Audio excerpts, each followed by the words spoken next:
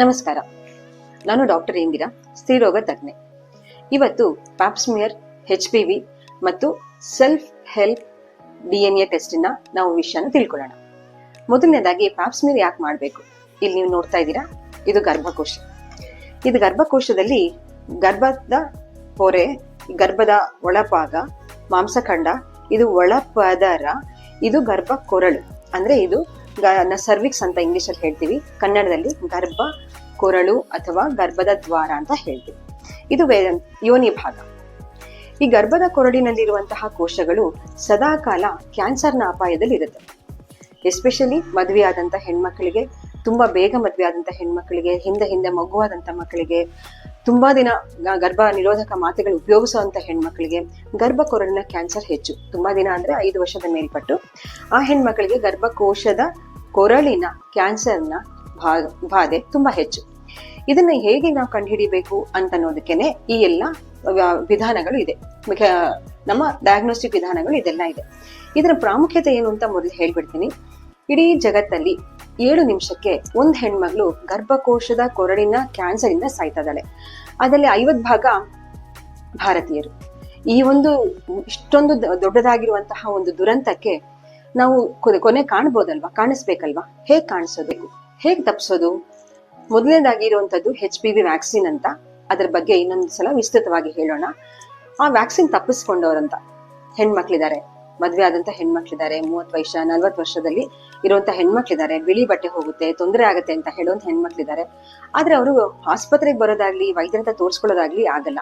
ಒಂದ್ಸಲ ಮಗು ಆಯ್ತು, ಹೆರಿಗೆ ಆಯ್ತು, ಆಪರೇಷನ್ ಆಯ್ತು ಅಂದ್ಮೇಲೆ ವೈದ್ಯರ ಹತ್ರ ಬರೋದೇ ಮರ್ತು ಹೋಗ್ಬಿಡ್ತಾರೆ. ಆದ್ರೆ ಆಗ್ಲೇನೆ ಅವ್ರಿಗೆ ಈ ಗರ್ಭಕೋಶದ ಕ್ಯಾನ್ಸರ್ ಕಾಡುವಂತ ಸೂಚನೆಗಳು ತುಂಬಾ ಹೆಚ್ಚು. ಇದು ಏನ್ ಮಾಡ್ತಾ ಇದೀವಪ್ಪ, ಪ್ಯಾಪ್ಸ್ಮಿಯರ್ ಯಾಕೆ ಮಾಡ್ಬೇಕು? ಅವರಿಗೆ ಕ್ಯಾನ್ಸರ್ ಬರುವುದನ್ನ 10 ವರ್ಷ ಮೊದಲೇ ನಾವು ಗುರ್ತು ಹಿಡಿಬಹುದು. ಅಂದ್ರೆ 2025 ಯಾವ್ದಾದ್ರು ಹೆಣ್ಮಗಳಿಗೆ ಕ್ಯಾನ್ಸರ್ ಆಗಿದೆ ಅಂತಂದ್ರೆ ಅವ್ರನ್ನ ನಾವು ಬಹುಶಃ 2015 ನಾವು ಪರೀಕ್ಷೆ ಒಳಪಡಿಸಿದ್ರೆ ಅವತ್ತು ಅವರಿಗೆ ಕ್ಯಾನ್ಸರ್ ಬರೋ ಸೂಚನೆ ಇದೆ ಅಂತ ನಮ್ಗೆ ಗೊತ್ತಾಗ್ತಾ ಇತ್ತು. ಈ 10 ವರ್ಷ ನಮ್ಗೆ ಉಳಿತಾ ಇತ್ತು. ಈ 10 ವರ್ಷದಲ್ಲಿ ಸರಳವಾದ ಚಿಕಿತ್ಸೆಯಿಂದ ಕ್ಯಾನ್ಸರ್ನ ನಾವು ದೂರ ಇಡ್ಬೋದಾಗಿತ್ತು. ಈ ಒಂದು ಅವಕಾಶನ ಪ್ರತಿ ಹೆಣ್ಮಗಳು ಕಳ್ಕೊಳ್ತಾ ಇದ್ದಾಳೆ. ಇದು ನಮ್ಮ ದುಃಖದ ವಿಚಾರ. ಮಾನವನು ಎಷ್ಟು ಮೇಲೆನಾರು ಹೋಗಿರ್ಬೋದು, ಎಷ್ಟು ಉನ್ನತವಾದಂತಹ ತಂತ್ರಜ್ಞಾನ ತಂದಿರ್ಬೋದು, ಆದ್ರೆ ಹೆಣ್ಮಕ್ಳಲ್ಲಿರುವಂತ ಈ ಪರ್ಸನಲ್ ಪ್ರಾಬ್ಲಮ್ನ ಮಾತ್ರ ಯಾರು ಅರಿವಿಸ್ಕೊಳ್ಳೋದಾಗ್ಲಿ, ಅದನ್ನ ಗುರುತಿಸ್ಕೊಳ್ಳೋದಾಗ್ಲಿ ಮುಂದೆ ಬರ್ತಾ ಇಲ್ಲ. ಇದು ಖೇದಕರ. ಯಾಕೆ ಈ ತರ ಆಗ್ತದೆ? ಎಲ್ಲ ಹೆಣ್ಮಕ್ಳಿಗೂ ಮುಜುಗರ, ವೈದ್ಯರ ಹತ್ರ ಹೇಳ್ಕೊಳಕ್ಕೂ ಮುಜುಗರ, ಅಕ್ಕಪಕ್ಕದ ಮನೆಯವ್ರ ಹತ್ರ ಮಾತಾಡಕ್ಕೂ ಮುಜುಗರ. ಪ್ಯಾಪ್ಸ್ಮಿಯರ್ ಅಂದ್ರೆ ಅದು ಸ್ವಲ್ಪ ಮುಜುಗರ ಅಥವಾ ಸ್ವಲ್ಪ ಕಿರಿಕಿರಿ ಆಗುವಂತ ಪರೀಕ್ಷೆ ಒಪ್ಕೊಳ್ತೀನಿ. ಯಾಕಪ್ಪ? ಆ ಒಂದು ಹೆಣ್ಮಗಳನ್ನ ಹೆರಿಗೆ ಆಗುವಾಗ ಹೇಗೆ ಮಲಗುತ್ತಾರ ಆ ರೀತಿಯ ಭಂಗಿಯಲ್ಲಿ ಮಲಗಿಸಿ, ಒಂದು ಸಣ್ಣದಾದ ಬ್ರಷ್ ಇದೆ ನೋಡಿ, ಈ ಬ್ರಷ್ ಅನ್ನ ಯೋನಿಯ ಮೂಲಕ ಸೇರಿಸಿ ಇಲ್ಲಿ ಇರುವಂತಹ ಗರ್ಭ ಕೊರಳಿನ ಬಾಯಿಯಲ್ಲಿ ಇರುವಂತಹ ಕೆಲವೊಂದು ಕೋಶಗಳನ್ನ ಈ ರೀತಿ ನಾವು ತೆಗೆದುಕೊಂಡು ಇದನ್ನ ಗಾಜಿನ ಒಂದು ಪಟ್ಟಿಯ ಮೇಲೆ ಇಡ್ತೇವೆ. ಹಾಗೆ ಇಲ್ಲಿ ಒಂದು ಸ್ಪ್ಯಾಚುಲಾ, ಈ ಸ್ಪ್ಯಾಚುಲಾನ ಕೂಡ ಹೀಗೆ ಒಳಗಡೆ ಸರಿಸಿ ಗರ್ಭಕೋಶದ ಹೊರಭಾಗದಲ್ಲಿ ಇರುವಂತಹ ಗರ್ಭಕೋಶಕ್ಕೆ ಸಂಬಂಧಿಸಿರುವಂತಹ ಕೋಶಗಳನ್ನ ಇದರ ಮೂಲಕ ತಗೊಂಡು ನಾವು ಗಾಜಿನ ಒಂದು ತುಂಡಿನ ಮೇಲೆ ಲೇಪನ ಮಾಡ್ತೀವಿ. ಇಲ್ಲಿ ಲೇಪನ ಮಾಡಿದ ಮೇಲೆ ಅದನ್ನ ಪೆಥಾಲಜಿಸ್ಟ್ ಹತ್ರ ಅದನ್ನ ಪರೀಕ್ಷೆಗೆ ಕಳಿಸುವಾಗ ಈ ಸೆಲ್ಗಳಲ್ಲಿ ಯಾವ ರೀತಿ ಕ್ಯಾನ್ಸರ್ ಉಂಟಾಗಬಹುದು, ಕ್ಯಾನ್ಸರ್ ಬರಬಹುದು ಅನ್ನುವ ಸೂಚನೆ ಸಿಗುತ್ತೆ ಅಂತ ಅವರು ತುಂಬಾ ನಿರ್ದಿಷ್ಟವಾಗಿ ಹೇಳ್ತಾರೆ. 100 ಜನ ಹೆಣ್ಮಕ್ಳಿಗೆ ಈ ಒಂದು ಪರೀಕ್ಷೆ ಮಾಡಿದ್ರೆ ಒಬ್ಬರಿಗೋ ಇಬ್ಬರಿಗೋ ತೊಂದರೆ ಇರಬಹುದು ಅಂತ ಬಂದ ತಕ್ಷಣ ಅದು ಕ್ಯಾನ್ಸರ್ ಅಲ್ಲ. ಅಂದ್ರೆ ಕ್ಯಾನ್ಸರ್ ಆಗುವಂತಹ ಚೇಂಜಸ್ ಇರಬಹುದು ಅನ್ನುವ ಅನುಮಾನ ಮಾತ್ರ. ಸೊ ಈ ತರ ಅನುಮಾನ ಬಂದಂತ ಹೆಣ್ಮಕ್ಳನ್ನ ನಾವು ಹೆಚ್ಚಿನ ಪರೀಕ್ಷೆಗೆ ಒಳಪಡಿಸ್ತೀವಿ. ಇದು ತುಂಬಾ ಮುಜುಗರ ಸಂಗತಿ. ಅವರು ಆಸ್ಪತ್ರೆಗೆ ಬರ್ಬೇಕು, ಒಂದು ವೈದ್ಯರ ಹತ್ರ ಕೂತ್ಕೋಬೇಕು, ಈ ಒಂದು ಭಂಗಿಯಲ್ಲಿ ಕೂತ್ಕೋಬೇಕು, ಮತ್ತೆ ಅದನ್ನು ಪರೀಕ್ಷೆ ಮಾಡಿಸ್ಕೋಬೇಕು. ಸ್ವಲ್ಪ ಈ ಬ್ರಷ್ ಹಾಕುವಾಗ ಕಿರಿಕಿರಿ ಅನ್ನಿಸ್ಬೋದು, ಮತ್ತೆ ಒಂದು ಇದು ತೆಗಿವಾಗ ನೋವು ಅನ್ನಿಸ್ಬೋದು. ಈ ಎಲ್ಲದರಿಂದ ಅವರು ತುಂಬಾ ಜಾಸ್ತಿ ಹಿಂಜರಿದು ವೈದ್ಯರ ಹತ್ರ ಬರದಂಗೆ, ಈ ಪ್ಯಾಪ್ಸ್ಮಿಯರ್ನ ಮಾಡಿಸ್ದಂಗೆನೆ ಅವರು ಎಸ್ಕೇಪ್ ಆಗ್ಬಿಡ್ತಾ ಇದಾರೆ. ಸೊ ಅದಕ್ಕಾಗಿ ಈ ಒಂದು ನಿಟ್ಟಿನಲ್ಲಿ ನಾವು ಕ್ಯಾನ್ಸರ್ನ ಉಂಟಾಗಂತ ಕಡಿಮೆ ಮಾಡ್ಬೇಕು ಅನ್ನುವಾಗ ಈ ಒಂದು ಹಿಂಜರಿಕೆ ಹೆಣ್ಮಕ್ಳಲ್ಲಿ ಏನಿದೆ ಅದನ್ನ ಅಡ್ರೆಸ್ ಮಾಡ್ಲೇಬೇಕಾಯ್ತು. ಹಾಗಾಗಿ ಏನ್ ಮಾಡಿದ್ರು ಅಂತಂದ್ರೆ ಸೆಲ್ಫ್ ಹೆಲ್ಪ್ ಗ್ರೂಪ್ ಅಂತ. ಅಂದ್ರೆ ಇದರಲ್ಲಿ ಏನ್ ಮಾಡ್ತೀವಿ, ಗರ್ಭಕೋಶದ ಒಳಗಡೆ ಇರುವಂತಹ ಸೆಲ್ ಯಾವುದೇ ಇದ್ರೂ ನಮ್ಗೆ ಈ ಒಂದು ರಸದಲ್ಲಿ ಅಥವಾ ಯೋನಿ ಭಾಗದಲ್ಲಿ ಸಿಗುತ್ತೆ. ಸೊ ಇದನ್ನ ಅವರು ಆ ಹೆಣ್ಮಗಳು ತಾನೇ ತನ್ನ ಸ್ವಂತ ಏಕಾಂತದಲ್ಲಿ ಈ ಒಂದು ಸಣ್ಣ ಬ್ರಷ್ ನ ಹಾಕಿ ಒಳಗಡೆ ಹಾಕಿ ಎಷ್ಟಾದ್ರೂ ಪರವಾಗಿಲ್ಲ, ಎಷ್ಟು ಒಳಗಡೆ ಹೋದ್ರೂ ಪರವಾಗಿಲ್ಲ, ಆಚೆನೆ ಇದ್ರೂ ಪರವಾಗಿಲ್ಲ, ಇದು ಸೂಕ್ಷ್ಮ ರೀತಿಯಲ್ಲಿ ಆ ಗರ್ಭಕೋಶದ ಒಳಗಡೆ ಇರುವಂತಹ ಸೆಲ್ ನ ತಗೊಳ್ಳುವುದರಿಂದ ಅದನ್ನು ಮತ್ತೆ ಈ ಒಂದು ಚೀಲದಲ್ಲಿರುವಂತಹ ಒಂದು ರಾಸಾಯನಿಕದೊಳಗಡೆ ಇಟ್ಟು ಅದನ್ನ ನಾವು ಪರೀಕ್ಷೆಗೆ ಕಳಿಸ್ಬೇಕಾದ್ರೆ ಇದು ಹಾಗೆಯೇ ಕಡಿಮೆ ಅಂದ್ರೂ 1 ತಿಂಗಳು ಹಾಗೆ ಇರುತ್ತೆ. ಇದರಲ್ಲಿ ನಾವು ಪರೀಕ್ಷೆ ಮಾಡುವುದು HPV DNA ಅಂತ. ಈ ಪ್ಯಾಪ್ಸ್ಮಿಯರ್ಲಿ ನಾವು ಪರೀಕ್ಷೆ ಮಾಡುವಂಥದ್ದು ಕೋಶಗಳಲ್ಲಿ ಉಂಟಾದಂತ ಯಾವುದೇ ವ್ಯತ್ಯಾಸನ, ಇದು HPV ಬಂದು ಕೋಶಗಳಿಗೆ ಇನ್ಫೆಕ್ಟ್ ಆಗಿ ಕೋಶಗಳಲ್ಲಿ ಉಂಟಾಗುವಂತ ವ್ಯತ್ಯಾಸ ಗುರುತಿಸಿದ್ರೆ ಇದು ಕೋಶಗಳಲ್ಲಿ ಇನ್ಫೆಕ್ಷನ್ ಆಗುವಂತ HPV ಅಂದ್ರೆ ಮೂಲವಾಗಿರುವಂತ ಕಾರಣವನ್ನ ಇದು ಪತ್ತೆ ಹಚ್ಚುತ್ತೆ. ಹಾಗಾಗಿ ಈ HPV ಟೆಸ್ಟ್ ಅನ್ನ ವ್ಯಾಪಕವಾಗಿ ಪ್ರತಿ ಹೆಣ್ಮಗಳು ಮಾಡ್ಕೊಳ್ಳಿಕ್ಕೋಸ್ಕರ ಇದನ್ನ ನಾವು ರೂಪಿಸಿದೆ. ಇದರಲ್ಲಿ ಏನಾಗತ್ತೆ, ತುಂಬಾ ಸುಲಭವಾಗಿರುವಂತಹ ಈ ಒಂದು ಸೆಟ್ ಅನ್ನ ಅವ್ರಿಗೆ ಕೊಟ್ಟಾಗ ಯಾವುದೇ ಮುಜುಗರ ಇಲ್ಲದೆ ಆಕೆ ಬಚ್ಚಲ ಮನೆಗೆ ಹೋಗಿ ಅಥವಾ ತನ್ನ ಏಕಾಂತದಲ್ಲಿ ಒಂದು ಸಣ್ಣದಾದ ಈ ಭಾಗವನ್ನು ಮಾತ್ರ ಆಕೆ ಯೋನಿ ಒಳಗಡೆ ತೋರಿಸಿದಾಗ ಸಾಕಷ್ಟು ಸೆಲ್ಗಳು, ಸಾಕಷ್ಟು ಸ್ರಾವ ಇದರಲ್ಲಿ ಕೂಡ್ಕೊಳ್ಳುತ್ತೆ.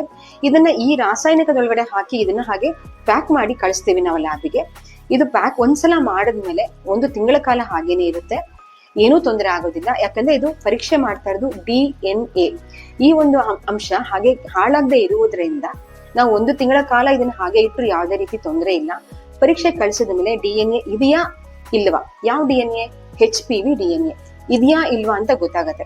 ಇದೆ ಅನ್ನೋರ್ಗೆಲ್ಲರಿಗೂ ಕ್ಯಾನ್ಸರ್ ಬರುತ್ತೆ ಅಂತ ಖಂಡಿತ ಅಲ್ಲ. ಅದೇ ರೀತಿ ಆ DNA ಕಂಡು ಬಂದಂತ ಹೆಣ್ಮಕ್ಳಿಗೆ ಸ್ವಲ್ಪ ಹೆಚ್ಚಿನ ಚಿಕಿತ್ಸೆ, ಸ್ವಲ್ಪ ಹೆಚ್ಚಿನ ಪರೀಕ್ಷೆಗಳು ಬೇಕು ಅಂತ ಮಾತ್ರ ಅರ್ಥ.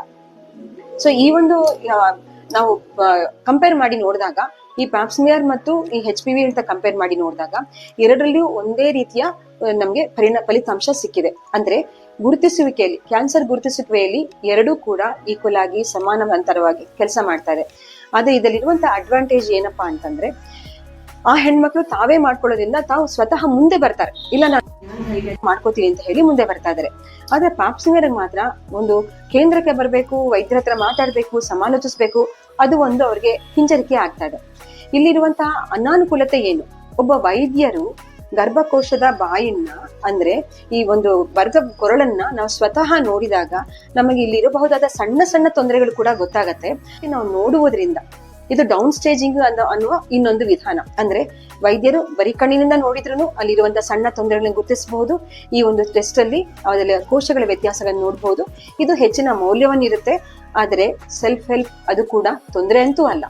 ಈ ಒಂದು ವಿಷಯನ ನಿಮ್ಮೆಲ್ಲರಿಗೂ ಹೇಳ್ಬೇಕು. ಮತ್ತು ಇದು ತುಂಬಾ ಸರಳವಾಗಿರುವಂತಹ ಪರೀಕ್ಷೆ. ಆದರೆ ಇದನ್ನ ನಾವು 1 ವರ್ಷಕ್ಕೆ 1 ಸಲ ಪ್ರತಿ ಹೆಣ್ಮಗಳು ಮಾಡ್ಕೊಂಡು ತೊಂದರೆ ಬಂದಾಗ ಅಂದ್ರೆ HPV ಪಾಸಿಟಿವ್ ಅಂತ ಬಂದಾಗ ಮಾತ್ರ ಆಕೆ ಹೆಚ್ಚಿನ ಪರೀಕ್ಷೆಗಳಿಗೆ ಹೋದ್ರೆ ಸಾಕು. ಇಲ್ಲಿ ನಾವು 1000 ಜನ ಹೆಣ್ಮಕ್ಳಿಗೆ ಮಾಡಿದ್ರೆ ಸಾಧಾರಣ 10% ಅಂದ್ರೆ 100 ಅಥವಾ 100ಕ್ಕಿಂತ ಕಮ್ಮಿ ಜನಕ್ಕೆ ಮಾತ್ರ ಈ ಒಂದು ಹೆಚ್ಚಿನ ಪರೀಕ್ಷೆಗಳು ಬೇಕಾಗತ್ತೆ. ಹಾಗಾಗಿ 21 ವರ್ಷ ತುಂಬಿದ ಮದುವೆ ಆಗಿರುವಂತಹ ಲೈಂಗಿಕ ಸಂಪರ್ಕ ಇರುವಂತಹ ಯಾವುದೇ ಹೆಣ್ಮಕ್ಳು ಕೂಡ ಈ ಪರೀಕ್ಷೆಯನ್ನ ವರ್ಷಕ್ಕೊಂದು ಸಲ ಮಾಡ್ಕೊಳ್ಬೇಕು. ಇದು ಸೆಲ್ಫ್ ಸ್ವಾಬ್ ಸ್ಟಿಕ್ ಅಂತ ಹೇಳ್ತಾರೆ. ಇದನ್ನ ತಾವೇ ಮಾಡ್ಕೊಳ್ಳೋದ್ರಿಂದ ಅವರಿಗೆ ಬರುವಂತ ತೊಂದರೆಯನ್ನ 10 ವರ್ಷದ ಮುಂಚೆ ಅಂದ್ರೆ 2025 ಕ್ಯಾನ್ಸರ್ ಆಗೋ ಹೆಣ್ಮಗಳು 2015 ಇದನ್ನ ಮಾಡ್ಕೊಂಡು ಇದ್ದಿದ್ರೆ ಅವರ ಕ್ಯಾನ್ಸರ್ನ ನಾವು ಇಷ್ಟೊತ್ತಿಗೆ ಚಿಕಿತ್ಸೆ ಮೂಲಕ ಪೂರ್ತಿಯಾಗಿ ವಾಸಿ ಮಾಡಿ ಆಕೆ ಸಹಜ ಜೀವನ ನಡೆಸಕ್ಕೆ ಸಾಧ್ಯ ಆಗ್ತಾ ಇತ್ತು. ನಮ್ಮ ಹೆಣ್ಮಕ್ಳು ಏನ್ ಮಾಡ್ತಾರೆ, ಆಸ್ಪತ್ರೆಗೆ ಬರೋದಿಲ್ಲ, ತೊಂದರೆ ಆದಾಗ ಮಾತ್ರ, ಹೆಚ್ಚಿನ ತೊಂದರೆ ಆದಾಗ ಮಾತ್ರ ಬರ್ತಾರೆ. ಈ ಗುಂಪು ಯಾವುದು 35ರಿಂದ 45 ಒಳಗಡೆ ಇರ್ತಾರೆ. ನೀವು ಲೆಕ್ಕ ಹಾಕಿ ಆ ವಯಸ್ಸಿನ ಹೆಣ್ಮಕ್ಳಿಗೆ ಎಷ್ಟು ಜವಾಬ್ದಾರಿ ಇರುತ್ತೆ, ಮನೆಯಲ್ಲಿ ಎಷ್ಟೊಂದು ಕೆಲಸಗಳಿರ್ತವೆ, ಆಕೆಯದೇ ಆದಂತ ಸಾಕಷ್ಟು ಕರ್ತವ್ಯಗಳಿರುತ್ತೆ. ಅದನ್ನೆಲ್ಲ ಬಿಟ್ಟು ಕ್ಯಾನ್ಸರ್ ಹಿಂದೆ ಆಕೆ ಓಡೋಗುವಂತ ಪರಿಸ್ಥಿತಿಗೆ ಯಾರನ್ನೂ ನಾವು ತಳ್ಳಬಾರ್ದು. ಅದಕ್ಕಾಗಿ ಅದನ್ನು ತಡೆಯಕ್ಕೋಸ್ಕರ ಈ 2 ಪರೀಕ್ಷೆಯನ್ನ ಎಲ್ಲರೂ ಮಾಡಿಸ್ಕೊಳ್ಬೇಕು. ಇದಂತೂ ತುಂಬಾ ಸುಲಭವಾದಂತ ಪರೀಕ್ಷೆ, ಪ್ರತಿಯೊಬ್ರು ಮಾಡ್ಕೊಳ್ಬೇಕು. ಪ್ರತಿ ಹೆಣ್ಮಗಳು ಈ ಒಂದು ಜವಾಬ್ದಾರಿಯನ್ನ ಕರ್ತವ್ಯದ ರೀತಿ ಮಾಡ್ಕೊಂಡು ಬಂದ್ರೆ ನಮ್ಮ ದೇಶದಿಂದ 2030 ಹೊತ್ತಿಗೆ ಹೊಸ ಕ್ಯಾನ್ಸರ್, ಸರ್ವೈಕಲ್ ಕ್ಯಾನ್ಸರ್ ಬರಲ್ಲ ಅಂತ ಹೇಳಕ್ಕೆ ನಂಗೆ ತುಂಬಾ ಖುಷಿ ಆಗ್ತಾ ಇದೆ. ಎಲ್ಲರೂ ಕೈ ಜೋಡಿಸೋಣ, ಬನ್ನಿ.